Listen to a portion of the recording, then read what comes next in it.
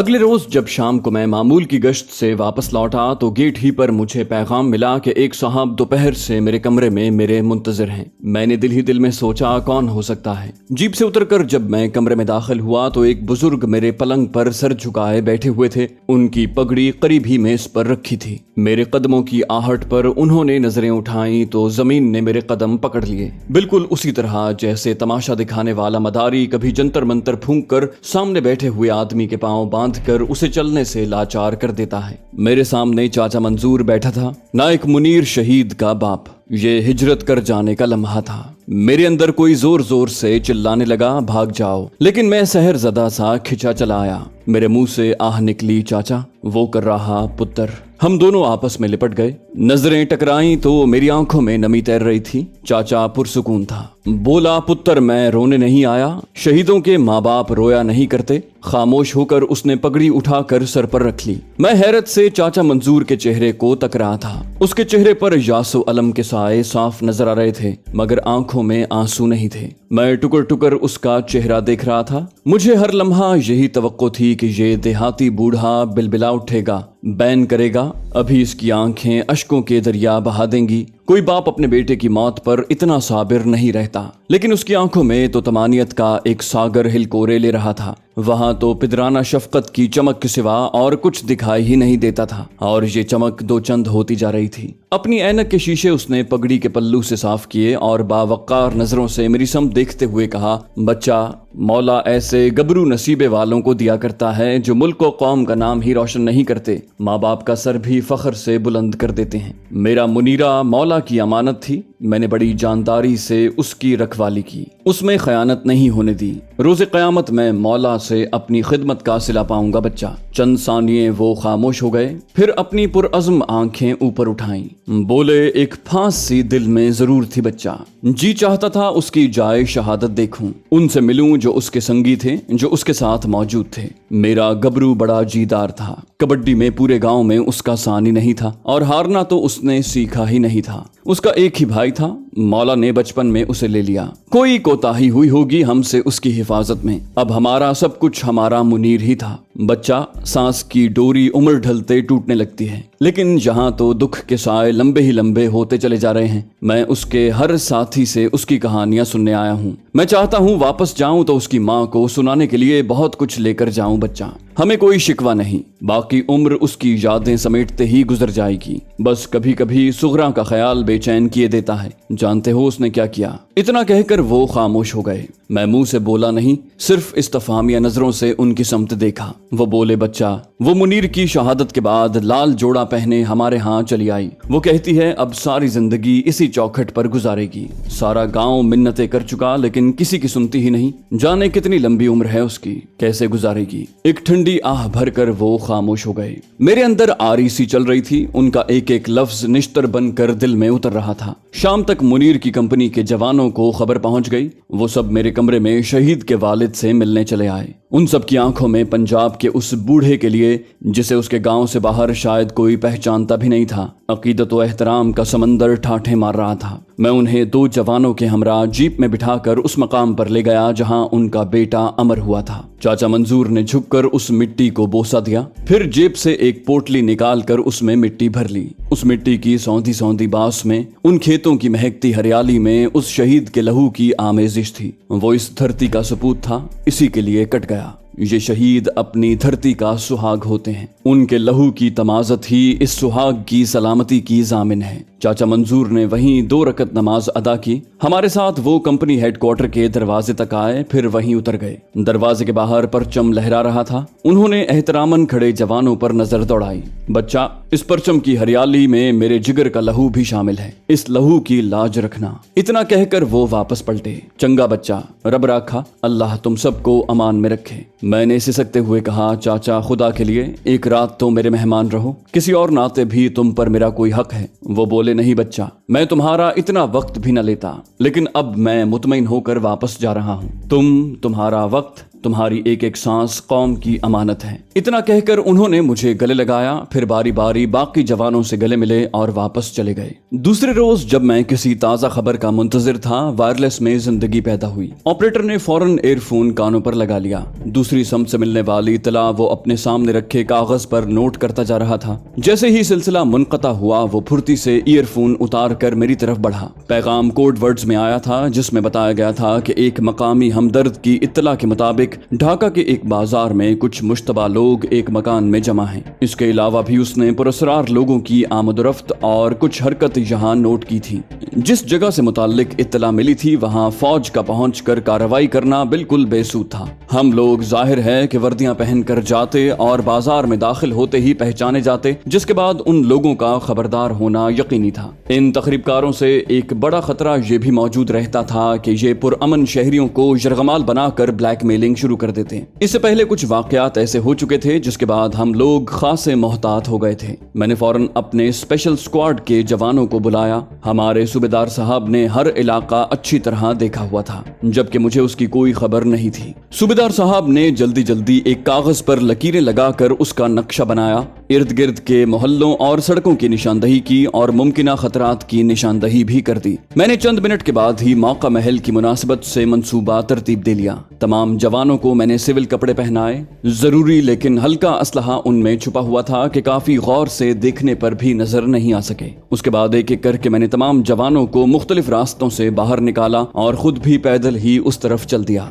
हमने operational office civilian area ही में बना रखा था। आम लोगों की नजरों से तो पोशीदा था, लेकिन मुझे ये उम्मीद नहीं थी कि मुक्ति बाहिनी को भी इसका इल्म न रहा हो। मुक्ति बाहिनी जिन अफराद पर मुश्तमिल थी, उनमें से बेशतर का ताल्लुक मुसल्लह अफवाज की east Bengal regiment, east Pakistan rifle और मशरकी पाकिस्तान की पुलिस से था। उनके अफसर ज्यादातर भारत की बाकायदा अफवाज के SSG के ऑफिसर होते थे, जो बंगालियों का रूप धार कर उनमें काम कर रहे थे। इन गैर मुल्कियों का इल्म सिवाय खुसूसी लोगों के और किसी को नहीं होता था, और आम तौर पर भगोड़े बंगाली यही समझते कि अफसरों का ताल्लुक भी उन्हीं से है। इन भगोड़े फौजियों को जो असलहे समेत सरहद पार कर गए थे, भारतीयों ने हाथों हाथ लिया था। उनमें से खास लोगों को मुंतखब करके अपनी मिलिट्री एकेडमियों में खुसूसी तरबियत देकर दोबारा मशरकी पाकिस्तान में दाखिल कर दिया। आम भगोड़ों के लिए सरहद के नजदीक ही ट्रेनिंग सेंटर कायम कर दिए गए थे, जहां भारतीय अफवाज के आला अफसरान दिन रात उनकी तरबियत कर रहे थे। शुरू में उन बागियों को आम किस्म का असलहा मुहैया किया जाता था, फिर देखते देखते भारतीयों ने उन्हें तोपखाना भी मुहैया कर दिया, जिसमें फील्ड गन्ने भी थी।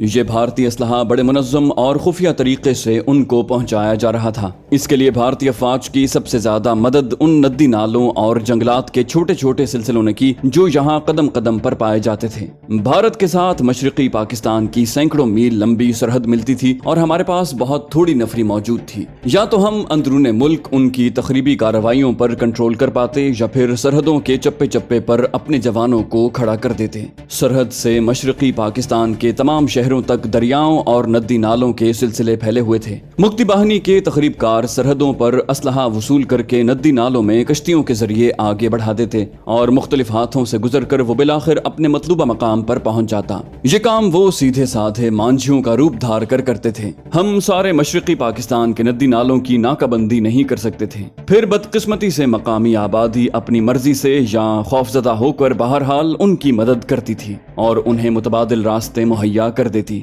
इसके बरक्स हमारे साथ अदम ताउन किया जाता। अक्सर हमारे ट्रूप्स को बहका कर वो लोग मुक्ति बाहिनी के घेरे में ले जाते और खुद खिसक जाते। अगर मुक्ति बाहिनी को शक गुजरता कि कोई बंगाली हमारी मदद कर रहा है, तो वो उसे हर सूरत मौत के घाट उतार देते, खा इसके लिए उन्हें कितनी ही कुर्बानी क्यों न देनी पड़ती। इस तरह से असल में वो लोगों को मजबूर कर देते कि वो सिर्फ उनकी मदद करें और उनके इशारों पर आंखें बंद करके अमल पैरा हों। मुक्ति बाहिनी ने अपनी कार्रवाइयों का आगाज भी मुहिब्बे वतन लोगों पर हमला करने, उनकी अमलाक लूटने और नजर आतिश करने से किया था। उन्होंने चुन चुन कर ऐसे तमाम लोगों को कत्ल कर दिया जिनके मुताल्लिक उन्हें जर्रा सा भी शक था कि वो पाकिस्तान से हमदर्दी रखते हैं। लेकिन आफरीन है उन लोगों पर भी कि वो इतने जुल्म और ज्यादतियां बर्दाश्त करने के बावजूद सिर्फ पाकिस्तान का दम भरते थे और ہمارے سامنے کبھی حرف شکایت زبان پر نہ لاتے۔ آج بھی جب ان سرفروشوں کی قربانیاں یاد آتی ہیں تو بے اختیار میری پلکیں نم ہو جاتی ہیں اور سر فرط عقیدت سے ان شہیدوں کے حضور جھک جاتا ہے۔ میرا ایمان ہے کہ ان کی قربانیاں ضرور رنگ لائیں گی۔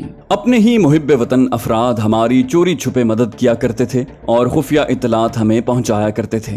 گو کہ ان کی آڑ میں مکتی باہنی والے اپنا کام دکھا جاتے تھے۔ وہ اپنے آدمیوں کو ہماری ہمدردی کا لبادہ اوڑا کر ان لوگوں میں داخل کر دیتے اور غلط اطلاعات پہنچا کر ہمارے جوانوں کو ان کے سامنے چارہ بنا کر پیش کرتے۔ کئی مرتبہ ایسی اطلاعات غلط ثابت ہو چکی تھی، لیکن ہمیں ان پر عمل ضرور کرنا پڑتا تھا کیونکہ اس کے سوا اور چارہ ہی نہیں تھا۔ آج بھی ایسے ہی ایک محب وطن کی اطلاع پر ہم یہ کارروائی کرنے جا رہے تھے۔ سب سے پہلے میں اور صوبیدار صاحب سویلین کپڑوں میں وہاں پہنچے تھے۔ مطلوبہ مکان کے نزدیک جا کر ہم نے اس کے چاروں اطراف گھوم پھر کر اس کا جائزہ لیا۔ یہ 2 منزلہ مکان تھا جس کی چھت دوسرے مکانات سے جڑی ہوئی تھی۔ علاقہ پرانا اور رہائشی قسم کا دکھائی دیتا تھا۔ اپنی دانست میں دشمن نے بڑی چالاکی دکھائی تھی اور اس کے فرار کی تمام راہیں کھلی تھیں۔ ہمیں اس بات کا علم تھا کہ ارد گرد کے مکانات میں بھی ان کے ہمدرد ہی رہتے ہوں گے جو وقت آنے پر انہیں ہر قسم کی مدد بہم پہنچائیں گے۔ اب ہمارے جوان بھی ایک ایک دو کی شکل میں پہنچنا شروع ہو گئے تھے اور میں انہیں اشارے کنائے سے صورتحال بتلا کر ان کے فرائض سے آگاہ بھی کرتا جا رہا تھا۔ قریباً 20 منٹ کے بعد ہی تمام جوان اپنی اپنی جگہ مستعد کھڑے میرے اشارے کے منتظر تھے۔ میرا اشارہ پاتے ہی جوان بجلی کی طرح حرکت میں آئے اور چاروں اطراف سے دیواریں پھلانگ کر ارد گرد کے 2-3 مکانات میں داخل ہو گئے۔ ان کے ذمے وہاں کے مکینوں کو قابو کر کے مکانات کی چھتوں پر قبضہ کرنا تھا تاکہ تخریب کار اوپر آئیں تو انہیں اپنا منتظر پائیں۔ خود میں اپنے ساتھیوں کے ہمراہ سیدھا اس مکان میں جا گھسا جہاں تخریب کار موجود تھے۔ ہمارے پاس اسٹین گنیں، کچھ دستی بم اور دھواں پھیلانے والے بم تھے۔ میرے دونوں پہلوؤں پر 2 جوان آگے بڑھ رہے تھے۔ ایک طرح سے انہوں نے مجھے دونوں پہلوؤں سے کور مہیا کر رکھا تھا۔ ہم بہت تیزی سے بھاگتے ہوئے اندر آئے تھے لیکن اپنی تربیت کے مطابق آہٹ پیدا نہیں ہونے دی تھی۔ مکان کے برآمدے میں ہی ایک کمرہ دکھائی پڑا جو شاید اندر سے بند تھا۔ فوجی تربیت کے مطابق میں اور دوسرا جوان دروازوں کے دونوں پارٹوں کے ساتھ چپک گئے۔ ہم نے اسٹین گنوں کو فائرنگ کی پوزیشن میں بالکل تیار رکھا تھا۔ میرا اشارہ پاتے ہی ہمارے تیسرے ساتھی نے دروازے کو زوردار لات ماری اور خود پرے جا گرا۔ اس کے ساتھ ہی ہم تیزی سے اندر کی سمت گھوم گئے جہاں 5 آدمی اپنے سامنے شراب کی بوتل رکھے ہکا بکا ہمیں گھور رہے تھے۔ میں نے انہیں للکارا، ہینڈز اپ۔ وہ تمام کے تمام کسی مکینکی عمل کے تابع اٹھ کھڑے ہوئے اور اپنے ہاتھ کھڑے کر دیے۔ میں نے اگلا حکم دیا، دیوار کی طرف گھومو۔ انہوں نے تعمیل کی۔ میرے دونوں ساتھیوں نے پھرتی سے ان کی جیبیں ٹٹولیں۔ 5 کی جیبوں سے بھرے ہوئے ریوالور برآمد ہوئے۔ میرے ساتھیوں کو ایسے لوگوں سے نمٹنے کی خصوصی تربیت حاصل تھی۔ ہم نے بمشکل 2 منٹ میں انہیں بے دست پا کر کے ایک کونے میں ڈھیر کر دیا۔ ابھی آخری آدمی کو باندھ کر فارغ ہوئے ہی تھے کہ فائرنگ سے مکان کے در و دیوار لرزنے لگے۔ دوسری منزل پر بیٹھے لوگوں کو شک گزرا تھا اور انہوں نے کمروں کی کھڑکیوں میں مورچے سنبھال لیے تھے۔ خیریت گزری کہ مکان کے سامنے کا علاقہ خالی ہو چکا تھا اور لوگ ہماری بھاگم دوڑ سے خوفزدہ ہو کر بھاگ گئے تھے، ورنہ بہت جانی نقصان ہوتا۔ میں نے اپنے دونوں جوانوں کو قیدیوں کی حفاظت کے لیے چھوڑا اور خود ان سیڑھیوں تک جا پہنچا جو دوسری منزل کے اس کمرے تک جا رہی تھیں جہاں وہ لوگ مورچے جمائے بیٹھے تھے۔ ہمارے دوسرے ساتھیوں نے اس اثنا میں بڑی پھرتی اور جاں فشانی سے کوئی گولی چلائے بغیر ہی اپنا آپریشن مکمل کر لیا۔ وہ دوسرے مکانات سے ان کی فائرنگ کا جواب دے رہے تھے۔ تخریب کاروں کو انہوں نے اپنی سمت الجھا رکھا تھا لیکن وہ نیچے سے بھی غافل نہیں تھے۔ انہیں علم تھا کہ ضرور نیچے ہم موجود ہیں۔ جب فائرنگ کی آواز پر بھی ان کے نچلے ساتھیوں کی طرف سے کوئی رد عمل ظاہر نہ ہوا تو انہوں نے سمجھ لیا ہوگا کہ قابو میں آ چکے ہیں۔ اس دوران جس کسی نے چھت کے ذریعے فرار ہونے کی کوشش کی وہ ہمارے دوسرے مکانات کی چھتوں پر موجود ساتھیوں کی گولیوں کا نشانہ بن گیا۔ میں آہستہ آہستہ سرکتا ہوا سیڑھیوں کے ایک کونے تک جا پہنچا۔ ابھی میں نے صورتحال کا جائزہ لینے کو سر اٹھا کر دیکھنا ہی چاہا تھا کہ اچانک تڑتڑ کی آواز سنائی دی۔ گولی میرے بالوں کو چھوتی گزر گئی۔ میں الٹ کر سیڑھیوں کے ساتھ ہی جا گرا اور اس طرح ظاہر کیا جیسے مجھے گولیاں لگ گئی ہیں۔ ایسے مواقع پر جوش سے زیادہ ہوش کی ضرورت ہوتی ہے۔ کمانڈوز کے لیے ان واقعات کی کوئی اہمیت نہیں ہوتی۔ اگر وہ اچانک گھیرے میں آ جائیں یا گولیوں کی بارش میں گھر جائیں تو ان کا بلڈ پریشر نہ گھٹتا ہے نہ بڑھتا ہے۔ سچی بات تو یہ ہے کہ ہم لوگ ایسی چیزوں کو کھیل تماشے سے زیادہ اہمیت अहमियत नहीं देते। सीढ़ियों में मौजूद तकरीबकार ने यही समझा कि मेरी छुट्टी हो गई। वो धड़ धड़ करता तेजी से नीचे आने लगा और यही मैं चाहता था। जैसे ही वो मेरे नजदीक से गुजरा, मैं पंजों के बल उछल कर खड़ा हो गया और जोरदार हाथ उसकी गर्दन पर मारा। वो अपनी तेजी में सीढ़ियों से लुढ़का और सामने दीवार से जा टकराया। उसके जमीन पर गिरने से पहले ही मैंने स्टेन गन को घुमाकर उसके सर पर दे मारा। उसके सर से खून का फव्वारा उबला और मेरी पेट में लगने वाली जोरदार जर्ब से वो टकराता हुआ जमीन पर आ रहा। उससे निमटते ही मैं फुर्ती से सीढ़ियां चढ़ गया। सामने वो दरवाजा नीम वा नजर आया जिसके बाहर मेरा शिकार पहरा दे रहा था और फायरिंग करने वालों को इस बात का इल्म नहीं था कि बाहर क्या कयामत गुजर गई है। वो अपने काम में जुटे हुए थे और सर नीचे झुकाए खिड़कियों से अंधाधुंध फायरिंग कर रहे थे। मैंने दरवाजे को ठोकर लगाई और चंद सेकंड में मेरी स्टेन गन ने वहां मौजूद चारों तकरीबकारों को चाट लिया। मैंने उन्हें सर घुमाकर उस तरफ देखने की मोहलत भी नहीं दी थी। यहाँ से फारिग होकर नीचे आया। तकरीबकारों की मज़ाहमत खत्म हो चुकी थी। बच्ची सहमी हुई एक कोने में बैठी हुई थी। मैंने उसकी पोजीशन को मद्देनजर रखा था। वो बिल्कुल महफूज रही। चंद लम्हों के बाद हम बकिया तकरीबकारों को हाँकते हुए बाहर ले आए। मैदान जंग में दुश्मनों के बच्चे को बचाने के लिए कोई कमांडर अपनी फौज दाव पर नहीं लगाता, जबकि उस बच्ची के वालिदैन भी उन्हीं लोगों के साथ थे। लेकिन हम में मौजूद इंसानियत अभी जिंदा थी। ये हमारी कौम की बच्ची थी। क्या हुआ अगर आज उसके वालिदैन और हमारे बीच परायों ने नफरत की एक दीवार हाइल कर दी थी? आखिर थे तो हम एक ही। हमारा खमीर तो एक ही मिट्टी से था। मकानों की खिड़कियों से लगे सहमे हुए खौफजदा लोग ये तमाशा देख रहे थे। मैंने बच्ची को मोहब्बत से गोद में उठा लिया। वो इतनी दहशतजदा थी कि अभी तक उसके मुंह से आवाज भी नहीं निकल पाई थी। इस दौरान उसके माँ बाप भी आ गए। पहले तो उसकी माँ ने आगे बढ़कर बच्ची को दबोच लिया, फिर अपने खामंद को बच्ची थमाकर वो उस जवान की तरफ लपकी जिसकी जवान मर्दी ने उसकी जान बचाई थी। उसने दीवानावार उसके सर माथे को चूमना शुरू कर दिया। वो उस पर मिटी जा रही थी। बच्ची के बाप की हालत दीदनी थी। वो टुकर टुकर अपने मोहसिनों को देखता रहा। चंद मिनट के बाद ही एक एम्बुलेंस और ट्रक आ गए। हमने जख्मियों को एम्बुलेंस में डाला और खुद गिरफ्तार शुदगान के साथ ट्रक में बैठकर अपने हेडक्वार्टर की तरफ रवाना हो गए।